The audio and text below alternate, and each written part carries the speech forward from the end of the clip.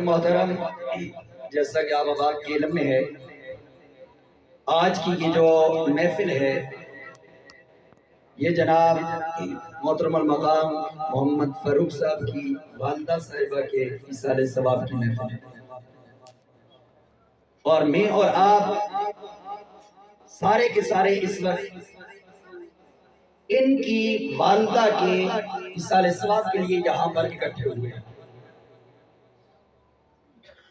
ماشاءاللہ اسٹیج پر کثیر تعداد میں علماء کرام موجود ہیں۔ ایصال ثواب کے حوالے سے کوئی لمبی چوڑی گفتگو کرنے کی خاص ضرورت نہیں ہے۔ اگر ہم لوگ ایصال ثواب کے قائل نہ ہوتے تو آج اتنی عظیم محفل نہ سجاتے۔ آج ہمارا یہاں پر اکٹھا ہونا، بیٹھنا اور اللہ اور اس کے رسول کا ذکر کرنا، کلمہ خیر کہنا، یہ محض اس لیے ہے کہ تاکہ فاروق بھائی کی والدہ صاحبہ کی قبر کے اندر ان کو راحت اور سکون مل جائے، ان کی کامل اکمل بخشش ہو جائے۔ ہم سب یہاں پر آئے ہیں، ذرا آپ سے میں سوال کرتا ہوں، کیا خیال ہے فاروق بھائی کے پاس آئے ہیں کہ جائیں گے ان کے پاس بیٹھ کر کیا کریں گے؟ ان کی والدہ کے لیے دعا کریں، یہی ہے نا؟ سمجھ آ گئی ہے؟ دعا کریں گے کہ مولا ان کی والدہ کی بخشش فرما۔ تلاوت قرآن مجید ہوئی، نعت رسول مقبول صلی اللہ علیہ وسلم ہوئی، اب میں بیان کر رہا ہوں کہ سارے کلمہ خیر اکٹھے کر کے ان کو کیا کریں گے؟ ایصال کریں گے، اور یہی ان کے لیے قبر کے اندر بخشش کا ذریعہ اور سبب بن جائے۔ اب جو دعا کرنے کے لیے ہم آئے ہیں، میرا رب قرآن کے اندر یہ اعلان فرماتا ہے، فرمایا ادعونی استجب لکم، فرمایا میرے بندو تم مجھ سے دعا کرو، میں تمہاری دعا کو قبول کروں۔ میرے آقا کی حدیث ہے، حضور نبی رحمت صلی اللہ علیہ وسلم نے ارشاد فرمایا، جو اللہ تبارک و تعالیٰ سے نہیں مانگتا اللہ اس سے ناراض ہوتا ہے، اللہ اس پر غضب نازل کرتا ہے، جو اللہ سے مانگتا ہے اللہ اس پر خوش ہوتا ہے، اس کی مغفرت فرماتا ہے۔ لہذا ہم سارے کے سارے اللہ سے مانگنے کے لیے آئے ہیں نا، اپنے لیے بھی مغفرت، اور خاص کر کے جس مرحومہ کی ایصال ثواب کی محفل ہے اس کی بھی مغفرت کی دعا کرنے کے لیے کیا کیا؟ اب قرآن کہہ رہا ہے، اللہ فرما رہا ہے تم دعا کرو، میں کیا کروں گا؟ تمہاری دعا کو قبول کروں گا۔ لیکن ذرا غور کریں، بعض اوقات بندہ دعا کرتا ہے اور لوگ کہہ دیتے ہیں 40 سال سے دعائیں کر رہا ہوں مولا حج کروا ابھی تک دعا قبول نہیں ہوتا ہے نا؟ یا جب امتحان آ جائے تو بچے دعائیں کرتے ہیں یا اللہ پاس ہو جاؤں، لیکن جب رزلٹ آتا ہے پھر فیل ہو جاتے ہیں۔ اس کی وجہ کیا ہے؟ اب اللہ تو فرما رہا ہے تم دعا کرو میں قبول کروں گا۔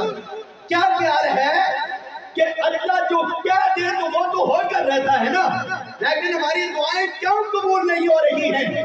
آپ ذرا غور کرو۔ میرے امام اہل سنت امام احمد رضا خان فاضل بریلوی رحمت اللہ کے تعالیٰ علیہ، آپ کے والد گرامی مولانا نقی علیہ رحمت، آپ فرماتے ہیں کہ جب رب سے دعا کرو اس وقت جس طرح دعا کرنے کا شریعت نے طریقہ کار سکھایا ہے اس طرح جب تم دعا کرو گے رب تمہاری دعا کو قبول فرما دے گا۔ حضور وہ شریعت کے اندر کیا طریقہ کار ہے؟ تو آپ فرماتے ہیں پہلی چیز تو یہ ہے نا، جب رب سے مانگو تو حد سے نہ بڑھو، جب رب سے مانگو حد سے نہ بڑھو اور نہ ہی حد سے نیچے آؤ۔ یہ بات میری یاد رکھنی ہے، پھر میں انشاءاللہ آپ کو یہ سمجھاؤں گا۔ نہ حد سے نہ بڑھو اور نہ ہی حد سے نیچے آؤ، وہ کیسے؟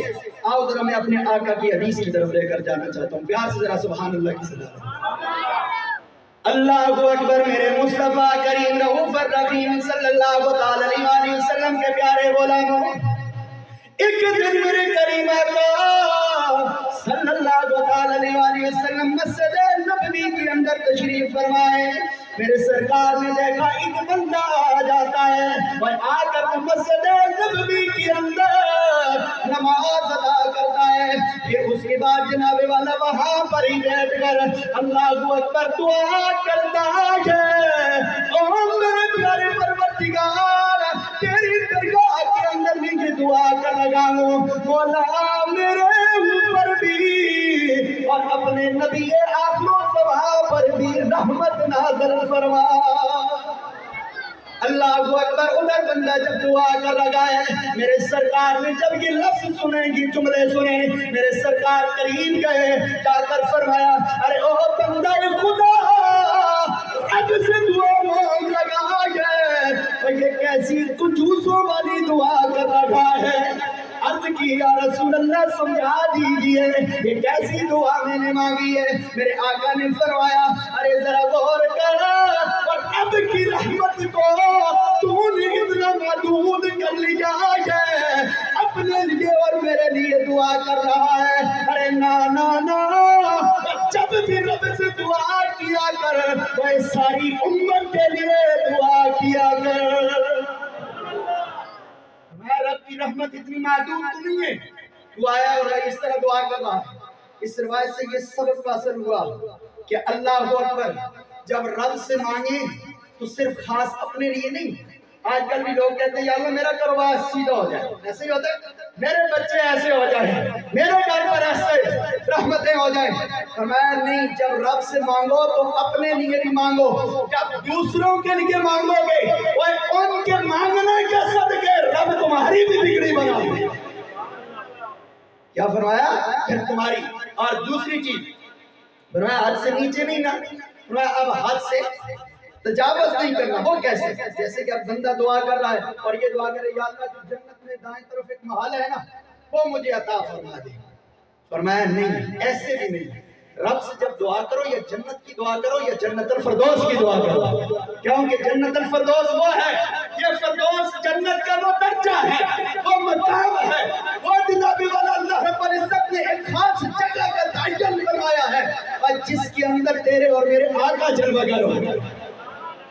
اسی لیے دعا کرتے ہوتے ہیں یا اللہ جنت کے اندر بھی اپنے آقا کا پڑوس عطا فرما۔ فرمایا جب دعا کرو نا اس وقت صرف مال رب کی رحمت کو موجود سمجھ کر نہیں، سمجھ آگئی ہے؟ پھر اتنا ہی نہیں، اب کیا پتا تو ایک محل مانگ رہا ہے اور رب نے تیرے مقدر میں 10 محل رکھے ہوئے ہو، کیا ہے؟ فرمایا جب بھی رب سے مانگ، کیوں کہ اللہ سے مانگ رہے ہیں، دنیا داروں سے تو نہیں مانگ رہا۔ وہ تو کہتا ہے تم مجھ سے مانگ، مجھ سے دعا کر، میں سے کیا کروں گا؟ قبول۔ ایک طریقہ وہ یہ، اور دوسری بات یہ فرمایا جب بھی دعا کرو، میں بات کو ختم کرنے کی طرف آ رہا ہوں، ذرا غور کرنا، سمجھ آ رہی ہے نا؟ فرمایا جب بھی دعا کرو باوضو ہو کر دعا کرو، قبلہ رخ ہو کر دعا کرو۔ فرمایا کہ رب کی درگاہ کے اندر جب ہاتھ اٹھاؤ تو ہاتھ سنت کے مطابق اٹھاؤ۔ فرمایا کہ رب کی درگاہ کے اندر جب بندہ ہاتھ اٹھاتا ہے اور اللہ تبارک و تعالی فرماتا ہے مجھے شرم آتی ہے کہ میرا بندہ میری درگاہ میں وہ ہاتھ اٹھائے میرے سے خالی واپس آ جائے۔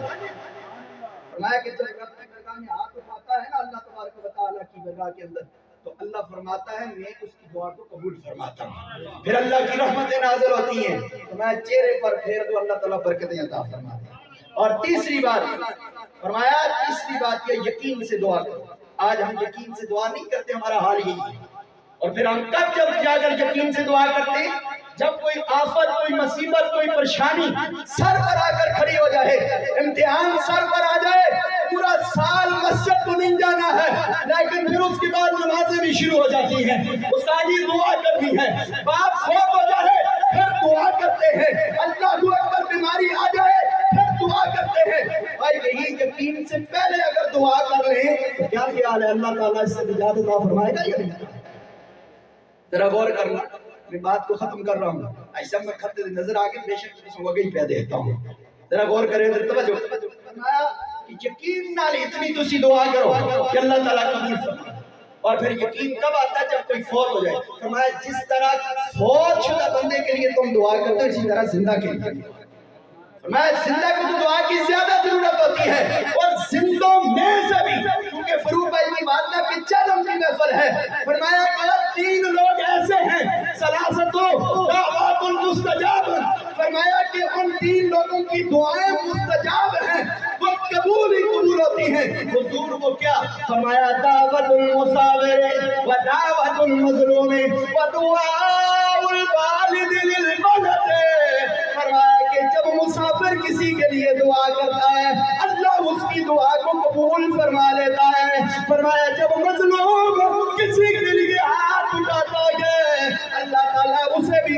کر لیتا ہے. فرمایا جب والد اپنے دل سے اولاد کے لیے دعا کرتا ہے اللہ تعالیٰ اسے بھی قبول کر لیتا ہے. میں والد آخری گل کیا خیال ہے جب والد دنیا میں دعا کرے گا اپنی اولاد کے لیے یہ تو جیسی کرنی ویسی بھرنی تو جب وہ فوت ہو جائے گا نا پھر اولاد بھی اس کے لیے دعا کرے. کیا خیال ہے کرے گی یا نہیں کرے گی؟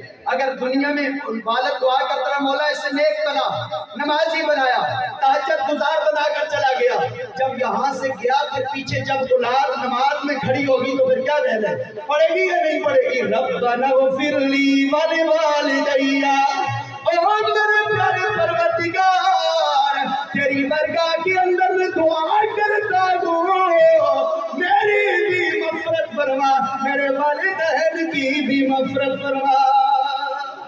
حضرات محترم ظاہر بات ہے میرے آقا کریم صلی اللہ علیہ وسلم کی کثیر ایسی حدیثیں ہیں جن سے جناب والا دعا ثابت ہے قرآن سے دعا ثابت ہے. رب خود کہتا ہے مجھ سے مانگو. جب رب یہ کہہ دے بیان میرے آقا اگر کوئی بات کہتے کہ صحابہ آتے اگر کہتے حضور کی کام ہے حضور فرماتے جا تیرا کام ہو گیا. صحابہ جھومنے لگ جاتے اور کیوں جھومتے ہو کیوں خوش ہو گئے ہو گویا آگے سے کہتے یار گویا سرکار کے منہ سے نکلی ہوئی بات رب نے قبول کر لی.